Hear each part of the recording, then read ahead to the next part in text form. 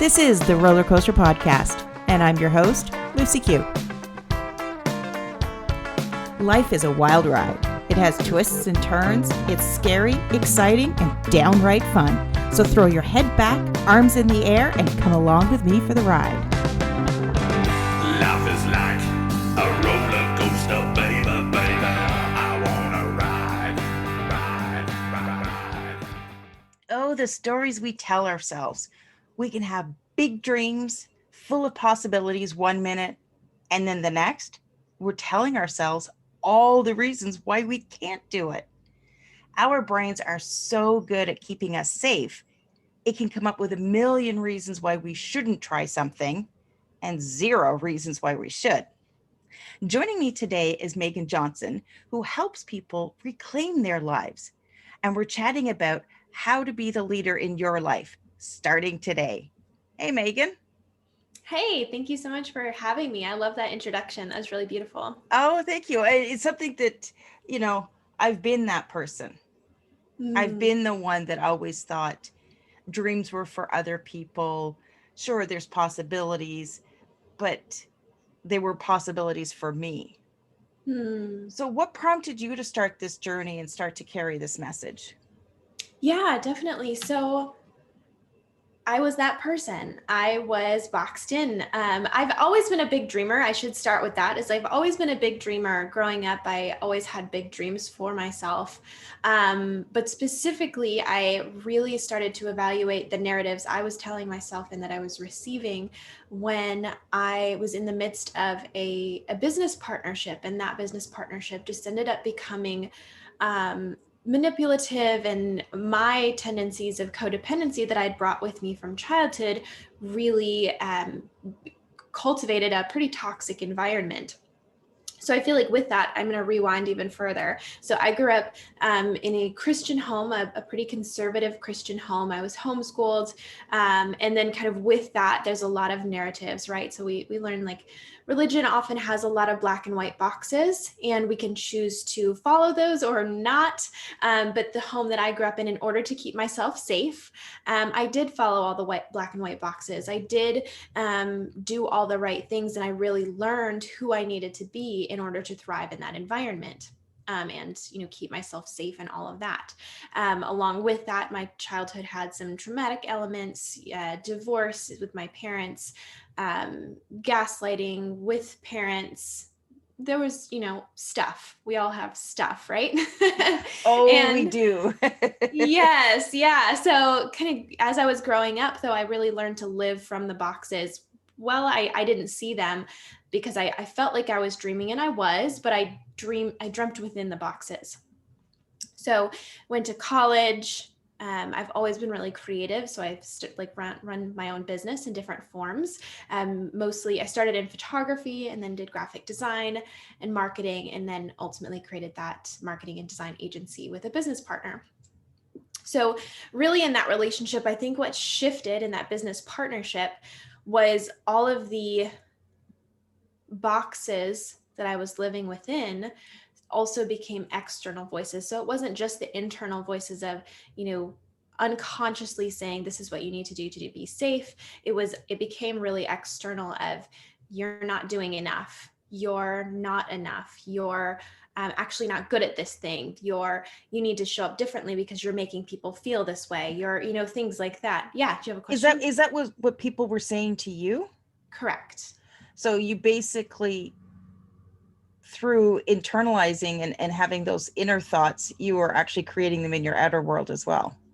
Yes. Yeah, that's a really interesting way to look at it, but it's very true. It's like I'd grown up internalized, like I'd internalized a lot of that stuff. There were the external voices saying this, the church had rules and such, but a lot of the internal voices, which developed from those rules. So for example, trying to think of a good example, but like in church, the church I grew up in, it was very like prominent to have like modesty culture.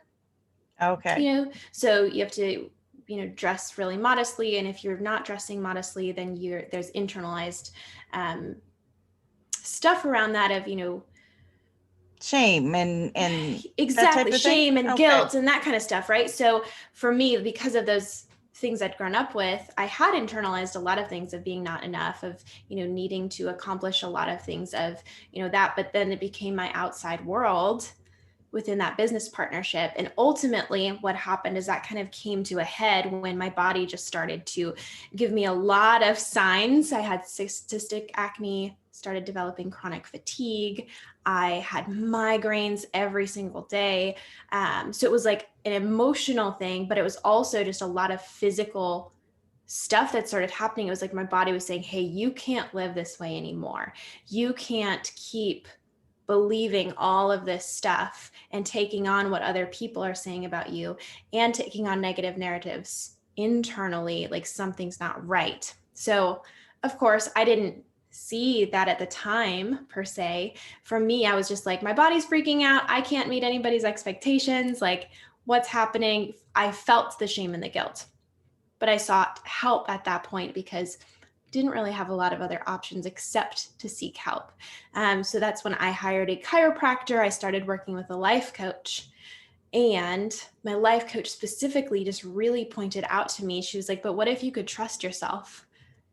Like, what if your body was telling you something? What would it be saying?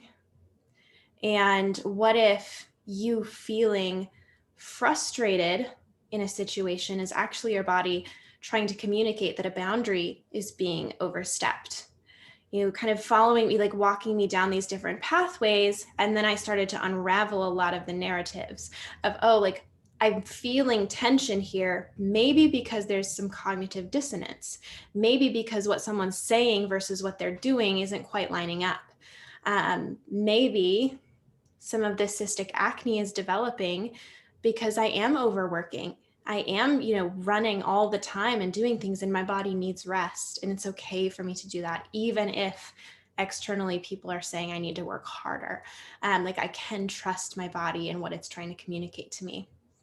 So there's a lot of learning and reclaiming myself. And that's kind of what my core message is all about as a life coach. So in that process, kind of speeding that up, is ultimately that company came to a close. And I really reevaluated, who am I? What do I want to do in the world? And because my life coach was so incredibly supportive for me, decided to educate myself in the coaching world and pivot to doing life coaching. And so I kind of do a mix of creative consulting, life coaching, because I still work a lot on the marketing ends of things, but it's more so from a coaching perspective. So pivoted. And so now my message is all about self-reclamation. So it is taking a look at the narratives, maybe that you've assigned to yourself or that the external world has placed on you. Because we do have a lot of cultural narratives that don't work for most folks. Yeah, I call that the list of shoulds. Yes. There's all these things that we should be doing, and they say that we should be doing this to be happy. First of all, I don't know who they is, and I don't know I don't know where they came up with this list, but it's true. Society pushes us into those boxes. 100%. Society wants to know and be able to predict what it's going to be dealing with. They don't like people to step out of the lines. No, well, and that's the thing, is society doesn't, and then all of the people within, a lot of people within society, that's how we function. So when someone's functioning outside of that, it's like, wait, no, come back, like get back in this, like, so we know what you're gonna do. People are afraid for you. Yes. Because they think that it's the same thing. Like, I'm sure that becoming a coach, there were people in your life sitting there saying, oh, you can't do that. Whether they were saying, oh, you don't have a psychology degree, or you don't have this, or you don't have that, or what happens if you fail. 100%. Those people around us want to keep us safe too, and they could hold us back. Yeah. And I really love how you use the safety word quite a bit, because a lot of times folks do respond out of an internal desire, like, wait, this feels like it's going to be unsafe.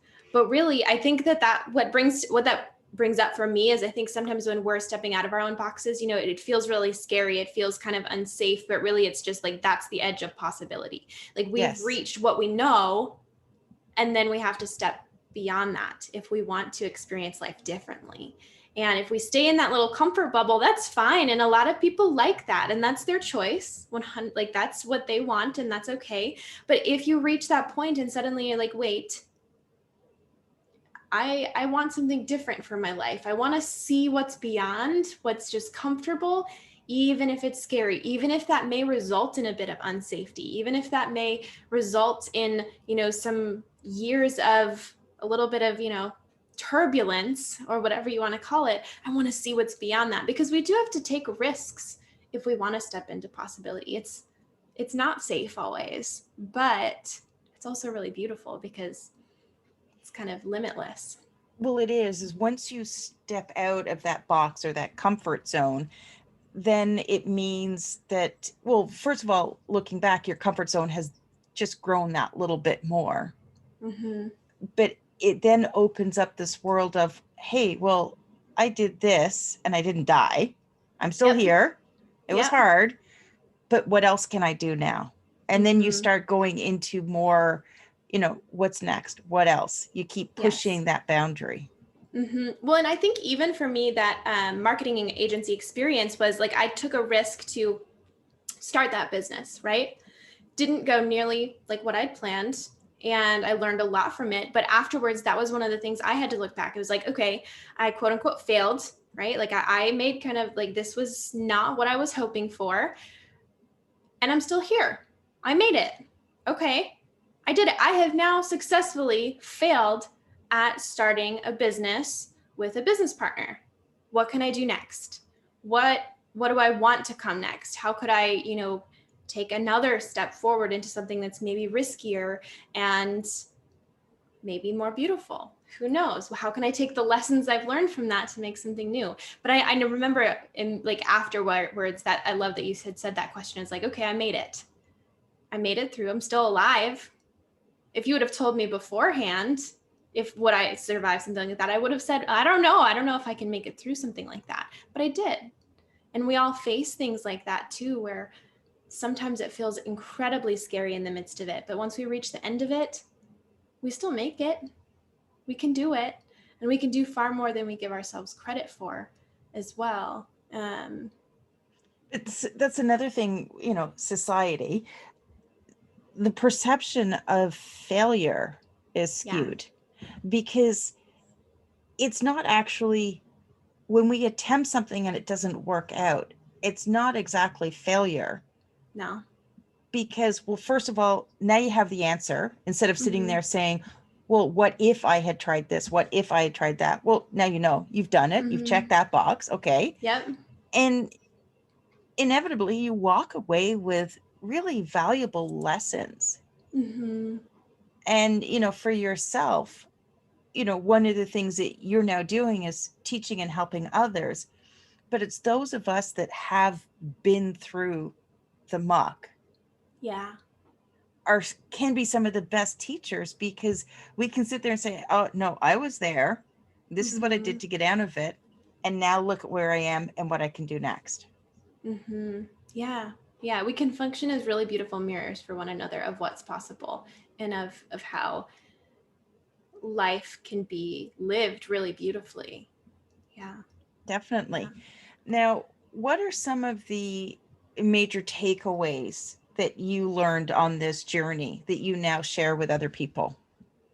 Yeah. So I know the one kind of primary thing that I teach a lot in my different programs are my 5 phases of reclamation. So I have a program specifically that I walk through each phase, but then it's relatively integrated into a lot of what I do. So those 5 phases are playful curiosity. So this is specifically the 5 phases of self-reclamation are really just about the narratives, noticing the narratives, calling them out, and then choosing into a new you, right? The you that you want to be in the world. So the first phase is playful curiosity. And that phase is just all about asking questions, just really noticing all the stories, but trying to do so with a little bit of playfulness and light. Because sometimes I think when we enter into questioning the narratives that we're believing, it can feel really heavy and really dark. That's why we have the dark night of the soul type language. And I think that, yes, that's very true. And how can we hold space for a little play in that as well? Where can we, keep things, the example that I always give with this is a child playing in a puddle where, they're getting really dirty and they're like diving into the puddle and splashing and they're getting muddy, but they're also learning a lot of things. They're having a lot of fun. They're in the rain. So it's like this mix and this play. So asking the questions, but also inviting a little bit of play into it. So that's the first phase. And then the second phase is non-judgment and awareness. And that's all about just holding whatever you're finding with a lot of grace and compassion, just non-judgment, looking at it, being aware of it, and just kind of noticing it, noticing that these are stories you've believed. They don't mean anything about you. They don't have to mean anything about the person who taught them to you. They simply are stories. And then the next phase is self-trust. So then as you're looking at those stories, really trusting yourself as to what stories feel good for you and what stories do not. Like, again, if they're unhooked from who they're connected to, if they're unhooked from the, belief that some of them may be right or wrong, just like what feels good for you and really trusting yourself and developing those self-trust muscles. Then the next phase is integrity and congruence. So this is the phase where you actually start to implement and choose your new stories. Noticing, okay, now that I've looked at all of these stories, which stories are in integrity for me to live? What is congruent? Like, how can I live a life that's both aligned internally and externally? That's that congruence, right? So I think sometimes we talk about alignment. It's like, how can I live an aligned life, or like a life that feels fully alive? And really, it's just about living that congruent life where your insides match your outsides. What do you believe and what do you choose? What stories do you want to believe? And how can we also bring those outside, right? So your actions actually align with what you want to believe.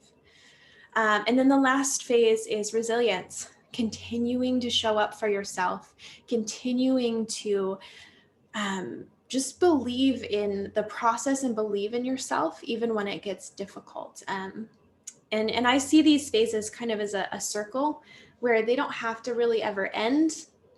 Because there's always going to be, like, we're meant in some ways to be conditioned. I think, like, we're meant to influence one another. We're meant to be in relationship. Evolve. Yeah, we're meant to evolve. We're meant to be in relationship. We're meant to learn. And that's what these phases, it's a learning process. And ultimately, we have to just keep coming back to ourselves so that we can keep showing up in the world in the way that we want to. As we're presented with new information, does this align? Does this not align? How do I want to show up with this new information? And just kind of continuing to go through that process as we, feel ready to do so. So yeah, those are the 5 phases of reclamation. And again, like, I see these just really flowing in and out of life in a daily manner, but also a lot of times with my coaching clients, we go through it really intentionally as well. And you're always it's always going to be a circle, because you're always going to encounter something new. If you're evolving, you're going to encounter something new. So as we said earlier, when you step out of your comfort zone, that initial step was where you needed courage. Yep. You've explored something new. Well, now you've raised the bar. You want to try something else. So all of those emotions, you don't suddenly become fearless. You don't suddenly know everything and can do everything. You're always going to have uncertainty. So every time you come up against that, it's like you have to go through the whole circle again. Yeah. Well, it's also it's really redefining your values too. So as you're expanding what you believe is possible, your worldview is changing. Your values are shifting. And like, if you look at like the example of like spiral dynamics, which is like, there's, I think 8 of them, like 8 levels, where it's different developmental phases essentially, and it's different value levels. And as you're going through that process, you're shifting, you're going through that spiral, and your worldview is expanding, and you're kind of moving into the next level. If you are ready to kind of push through that initial fear and scared feeling of, shifting your entire worldview again. And that's it. It's constant change. We're not meant to stay the same. No. We're meant to learn and grow. what were some of your major aha moments when you were going through this? Yeah. So, Like, you know, when you were going through the journey, and you probably went through these 5 steps in some way, you probably had them yeah. defined differently, but going through it, where did you come up, you know, where did you hit something when you had a major sort of revelation about, oh my God, that's why I do Mhm. this? Yeah. Yeah, really, like there were a couple moments that like are coming to mind for me, and one of them is when my coach first told me, "What if you could trust yourself?" or something along those lines, and it was just so different from the worldview that I'd grown up with. And again, even in that specific situation, in that business partnership, I was told regularly not to trust myself, and that I was seeing something wrong, or, there was a lot of things about what was wrong with me. And so I felt like, oh, I gotta listen to what this person is saying. Oh, like, in the worldview that I'd grown up with too, it's always that there's a God that's outside of you that has the answers, right? So the idea that I could trust myself was really like, I think that was like the switch that went off for me, that was like, wait, what? Like, what are Yeah. you saying? And just where you said that, where you said, you made reference to God, and the answer's always being outside of us. Outside, yeah. I just had because I realized, yeah, I grew up in an Anglican church, Mhm. and you're right. The conversation is always about, there's always somebody that's wiser, knows more, that you should trust. Mhm. But I'm trying to remember if there was ever a point in time where they told us to trust ourselves. Right? It's not, well, even if you're looking outside of even the church conversation, if we look at culture, we're told Yeah. the same thing. We're told, you need this product, you need this Yeah. service, you need this coach, you need this so and so, whatever it is. And I use the term coach. I think coaching is such a beautiful field, because at least the way that I have learned to coach is it's that I'm not the answer for you. I'm here with tools and resources that can support you to hear yourself again. And that's my whole job, is to not, I don't know, I find it really important to not give advice per se, but to ask powerful questions, and to really encourage folks to find the answers within. In the consulting side of things, of course, I'm going to provide resources, but to have someone who's in front of you, who's not going to try and push their agenda on you, is very countercultural, because our entire world is built on that. That's how capitalism functions. It's a top-down hierarchy, so that people at the top can keep making money. So if you look at that, that's just how our world functions. And so when we trust ourselves, it's kind of it's an act of rebellion in a lot of ways, which I think is really fun.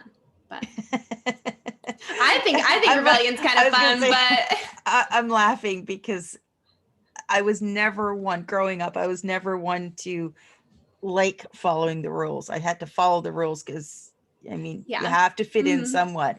But it was like, I'd follow the rules, follow the rules, follow the rules, and then I stick my foot out, and then I get in trouble. Mm-hmm. But and Yeah. I'd be able to contain it for so long, but ultimately, the rebellious person is always there. I'm always like, Mm-hmm. don't tell me what to do. Just don't tell me what to do. I don't Well, like and I that. think in a lot of us, we still have that. I feel like that's our innate desire in a lot of ways. There's something that's in there that wants that self-reclamation, that realization that you can choose what you want to say. And we have years and years and years. And if you look even back to how, trying to think of the right words here, hundreds of years ago, I mean, now we're a little bit more able to speak our voice and to be more rebellious. But if you look back in history, that wasn't really, you would have been killed, if you're using your voice in a way that's not accepted. Rebellion wasn't okay necessarily because we lived in more tribal cultures. But in our modern society, a lot of folks in the world have a bit more freedom than in the past. And the more we step past that, the more freedom we can also actually expand for future generations. At least that's kind of my belief. And now we're kind of stepping from, the particulars of my story to really looking at globally how, when we reclaim ourselves, how this can have a global impact little by little.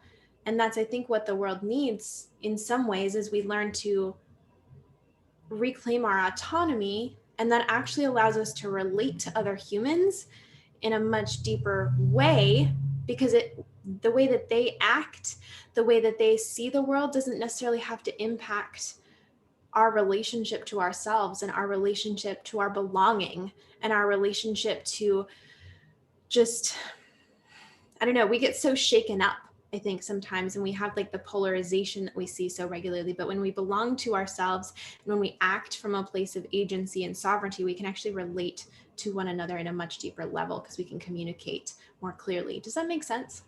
Yeah. And for me, I find, when you go on this journey, whether you're reclaiming your life, or you're, call it self-improvement, self-discovery, whatever it is that you're going to call it, when you go down that road, you get a better sense of yourself, of who you are. Mm-hmm. And I think once you have that, you're less likely to push your agenda on somebody else, because you Yeah. can appreciate that we're all here. Are all here to serve a different purpose. Mm-hmm. And we're all here to experience the journey of that purpose in different ways. Mm-hmm. Yeah. And once you understand that, then you're more likely to be able to stand back and go, I can appreciate where you are and where your thought process is coming from, but you can also respect that they're on their own journey. Mm-hmm. Yeah. And as much as you want to help and fix all their problems, you can't, Mm-hmm. because you would be robbing them of their journey. Yes. Well, and that's where immediately, as you're saying that, it removes that hierarchical structure, right? It's like we're all with one another. We're on this journey in different phases and different, spaces, but it's not one person has the answer for everyone else. It's not someone outside of you having the answer. It's we're all like equal again, right? Yeah. And the most interesting way that you have to practice that is as a parent. We have Mm. we have two adult sons. They're 19 and 22, 21. Oh, I can't believe I just forgot his age, 22. I'm sorry, Liam, if you're listening. um, and as a parent, to be able to see your children as individual adults Mm. and provide your guidance and wisdom, but to be able to stand back and let them experience their own journey is the most difficult thing that you can do, but it's also the most beautiful thing you can do when you see your children evolving at a much faster pace than you ever did. Like Mm. my kids are, I didn't figure out my shit until I was in my mid 40s. My kids are just starting off and they've got so much more figured out. So it's really beautiful to be able to stand back and look at that. It's also incredibly hard as a parent. Yeah, I'm not a parent yet, but I can only imagine. Like, that sounds very difficult. And yeah, I know, like, witnessing how my husband and I, and how we've evolved, and like how our parents have had to like see the shifts and stuff. For example, since we were talking a little bit about religion and stuff, like my husband and I don't know, quote unquote, came out as not Christian anymore. And that's been a really big shift that our families have had to learn to navigate, because we don't have the same belief system as them anymore. Yep. And how do you respond to that? And a lot of families don't handle that very well. I really respect, like, we've had some bumpy spaces with family, but I feel like we have, had some better moments as well, where it's also beautiful to witness that. I think in a parent, when a parent is learning that, I think it's a growth experience for both. You're learning to relate in a new way whenever you're navigating spaces where you disagree, or you're evolving differently. I think it's really cool. Yeah, and it's even better if your spouse is on board doing it with you. If you're sort of Yeah. growing and changing together, because I do know people that have embarked on their journey Mm-hmm. and their spouse was firmly planted where they were, Yeah. and it just created distance. Yeah. Yeah. And that is incredibly hard. I know I've had some clients that have had that and experienced that as well. And it's very difficult, and everyone's experience is so different. And I think that's where we have to remember the possibility part. And that's where there is that like dark night of the soul sometimes, where things get worse before they get better. And then the expansive kind of spaces can start to open up. But yeah, that's really difficult. But if you stick with it, Yes. it will always get better. 100%. Yes. You just have to hold faith. Mm-hmm. Yes. That it will get better. Sometimes it gets better quicker than others, but it always gets better. Yeah, it's kind of like I feel like in the like exponential growth diagrams or whatever, sometimes, it kind of stays in one spot and then it like suddenly exponentially grows really quickly. I feel like that's how it can sometimes feel. It's like, is it ever going to get better? Is it ever going to get better? And then suddenly you're like, wait, I just like broke through to something wholly, completely different than I've ever experienced. And then it's all worth it. Definitely. Now, Megan, you have a lot of information to share, and I know you have some courses. What is the best place for people to connect with you? Yeah, so the best place to connect with me is definitely at my website, megscolleen.com. That's MEGSCOLLEEN.com.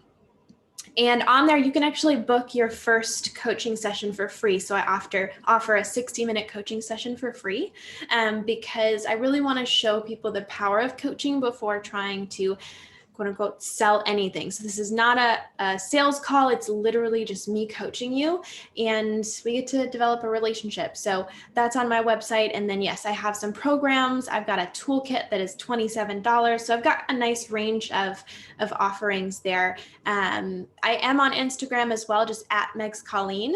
I don't spend nearly as much time there anymore, though. I prefer to just book that call and we can actually chat in person. So that's where I'm at.